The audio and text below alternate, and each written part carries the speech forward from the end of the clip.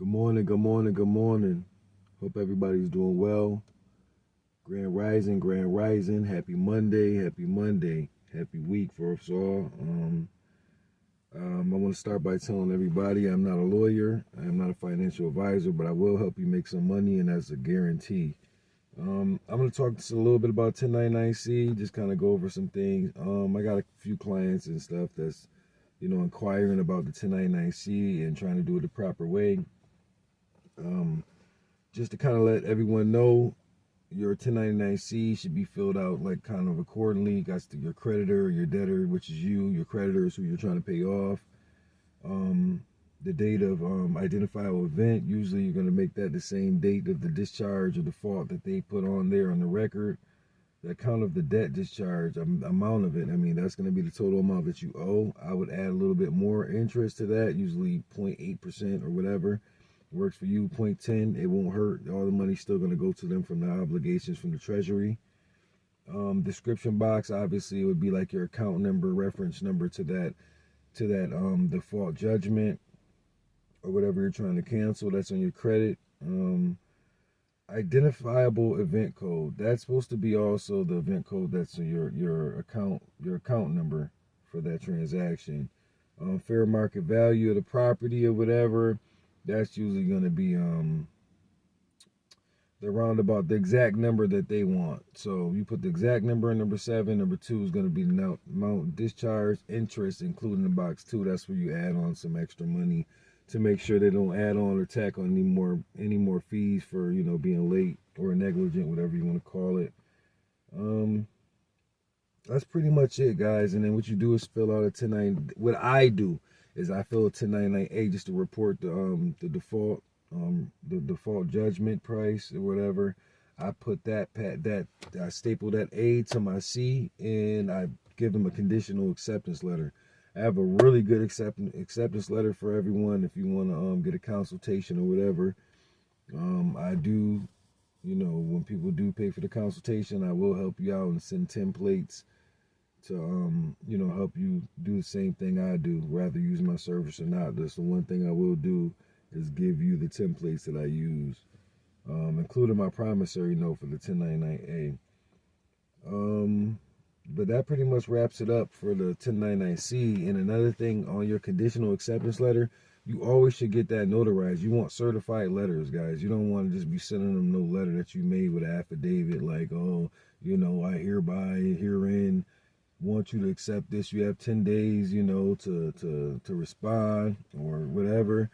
Like, no one's going to respond off of something that's not certified. What I use is my embosser stamp for my corporation. So most of the time, if I'm doing a debt cancellation on your behalf, I'm letting them know that they're personally going to deal with me on that account. So therefore, I'll be calling them and checking in and making sure, getting that off your record within at least, I'll say 4 months. 4 months to 5 months, because sometimes it takes time for them to do their own homework and their own research. So one thing I do is I do offer that. I do cancel debts that's over $600 for a flat fee of $350 per case.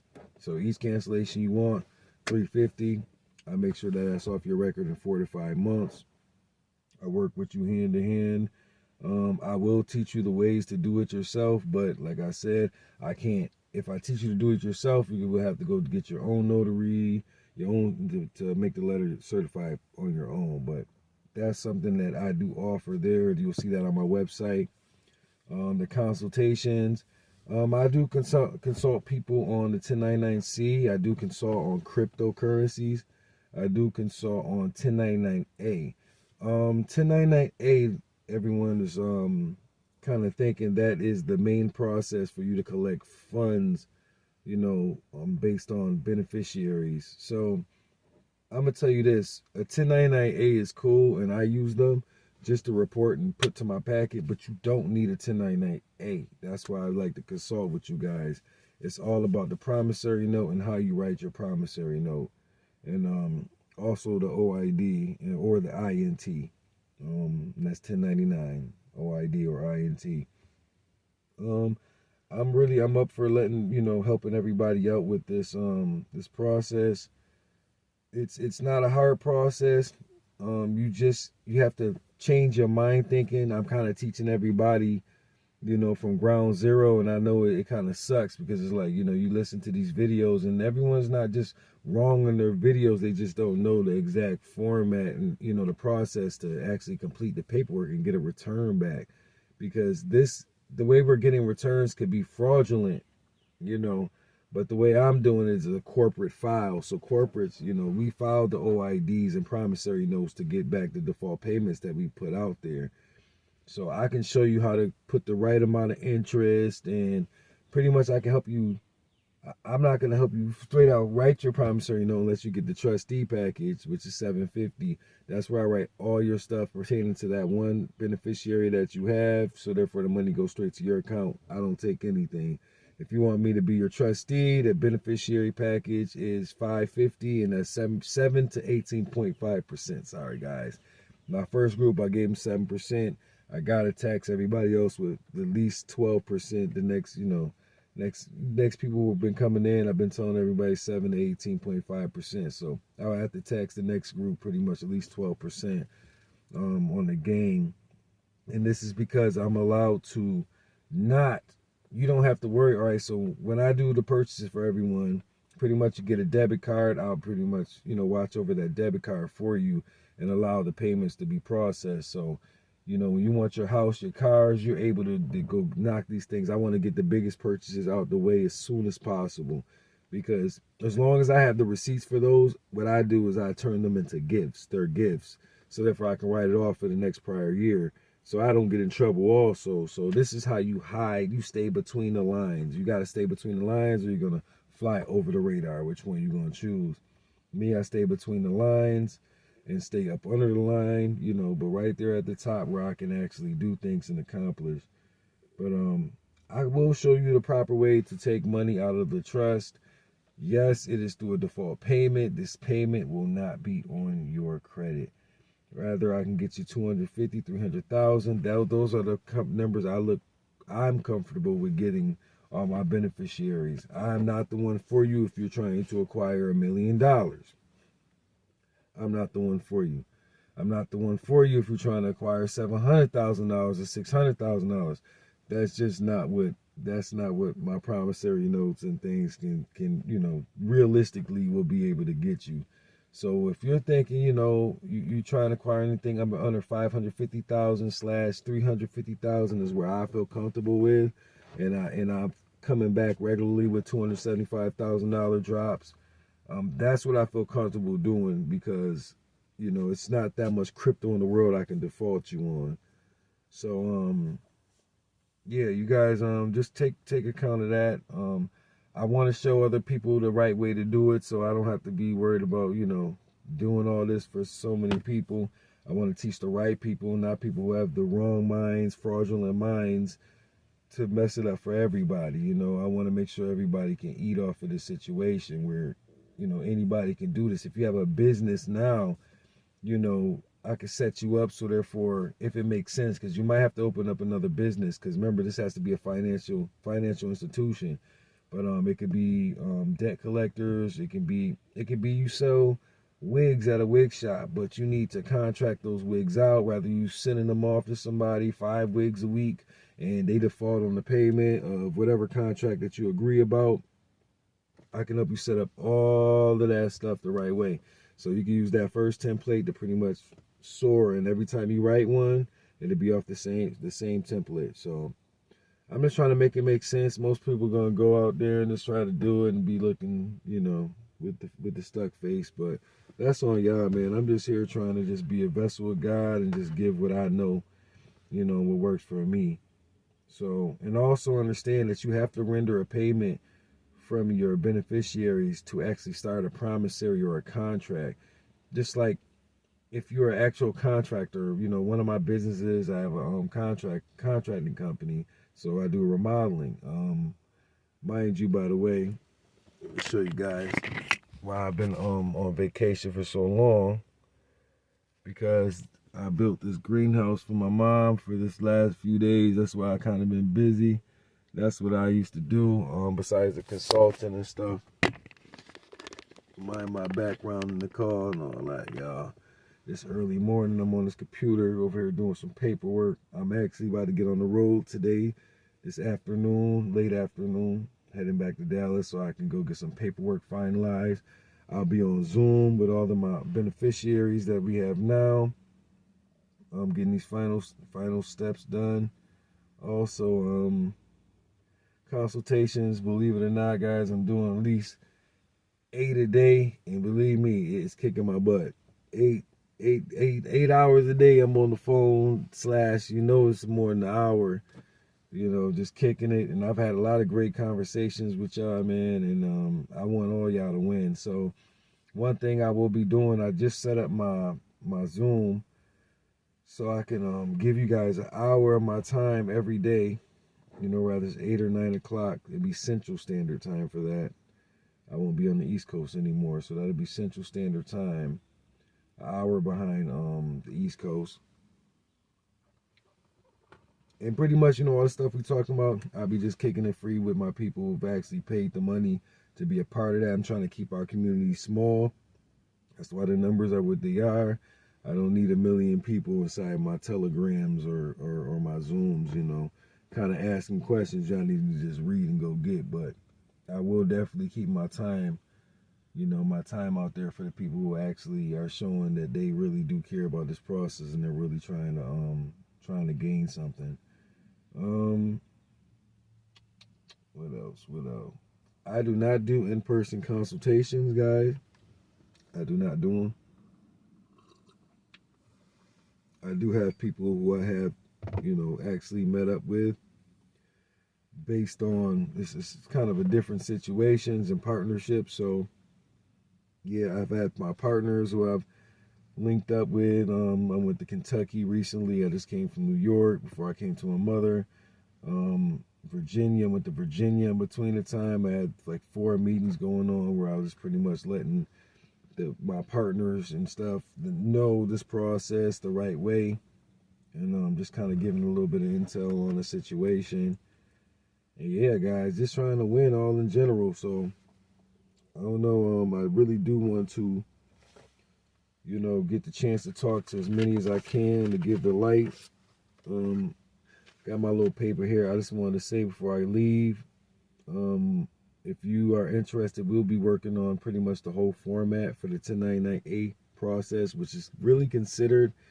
I'm going to change the game for the 1099A. Believe what you want. 1099A is just a report, guys. But I do use that report. I can use it. I don't need it. I don't need the B. I don't need any of this to claim the funds. I'm technically using an OID and a promissory note and a couple other forms that you do have to know about and you do have to put out there. And you'll get your returns. I tell everyone 90 days, 90 days. You can get the returns in 40 days, 45 days. That's just my disclaimer. Because I don't got time for people to be on my neck when I know the money coming in. But I do understand. I mean, I'm a human being. I was just the same way. So I do understand. That's why I've been trying to be attentive to as many people as I can and organizing and keeping everything together. So, and don't mind the comments, guys. I just don't got time for everyone to be putting FUD for the ears for the people who actually really trying to learn this. Because there's a lot of haters out here who are mad because they think they know the process that they've been thinking they knew for the last 2-3 years. And it ain't working for them. But they also aren't people who reading also, so they're not reading the forums. They're just going off a dream. So I realize what YouTube has really did to the world. And I got a lot of UK people hitting me up. As long as you have a social security number, I can get this money. As long as it's just different ways I'm pretty much dipping in this money. If you have a registered EIN number in America, a registered EIN number, I can work with you. As long as you have an EIN, I can put the debt or whatever, the collection on your company's behalf. So, but I can do that if you're not from America. And even if you are from America, the OID is not just meant for, it's still gonna come out of the debtor's trust. So it's just going to come out, the corporation, so the Treasury's obligation is going to still, pretty much fund me for my defaults. So keep that in mind. I hope everybody's having a good or had a good weekend. Sorry for saying that so late. I really do plan on going live soon. I think they said 24 hours I can start going live. I'll start doing lives and Zooms every day for y'all so we can start getting this community together. I'm trying to keep it small, but I'm gonna grow it big, but I want to grow it big the right way. I want to be able to talk and help out everybody and people who don't know the process to really understand really how the process work versus just kind of having a dream, because I had that same dream y'all had. I had to prove everything wrong to myself, not to everybody else, to myself. I had to hire a tax specialist to help me with the tax things I did know to make it all make sense, and then I ended up using this tool or these instruments to gain some money from an old existing account that went default a long time ago, which I didn't know how to claim on my regular taxes. So this is, I found it out by, literally, tax year, the year before last year, 2020, I had a default payment from someone from 2019, and pretty much, that's when I learned how to do the paperwork. I filled out an OID, didn't get nothing back. Then I did, I did this 1099A thing, OID, and started putting the paperwork together.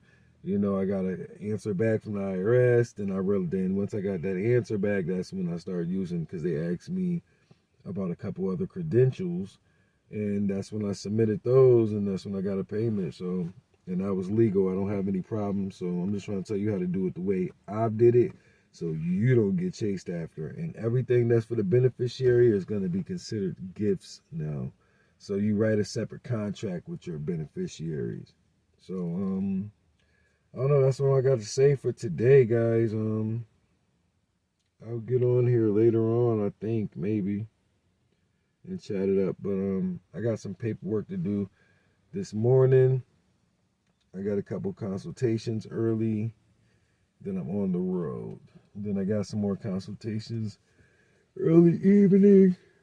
I have to space it out so I can get some drive time out, because who wants to drive and talk? I don't like to drive and talk. I mean, I like to be able to reference the paperwork or and stuff. So a lot of people have different questions. So, and another thing too, like if you're acquiring my service, and you're paying $550 as a beneficiary, that fee $550 is the $550 fee, because we have to make a transaction. So if you're paying $175 for a consultation, you probably, and then you decide, that's kind of on you, because if you want to just be a beneficiary, maybe you should just tell me in the email that that's just what your focus is. So when we go into a consultation, it doesn't have to be $175 for the information I'm giving you, because I'm giving you the information to pretty much be a trustee every time. Or if you don't know the process, I'm telling you how the process works. So either way, if you were a beneficiary, you would still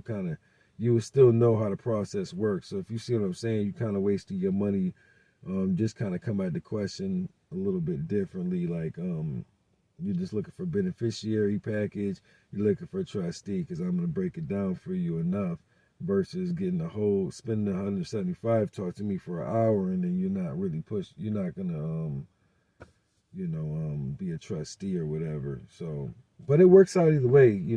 If you got to spend, I mean, I'm all for it, but I'm just trying to give a happy help out there that you don't have to do that. If you are set on being a beneficiary, rather you pay that fee and then we have a conversation, versus you pay for a consultation and then pay that fee. You know what I'm saying? So that's just kind of like double charging yourself. So I'll put that out there, man. But that's all I had to say. Hit me up today. I can definitely answer your emails. I've been getting at least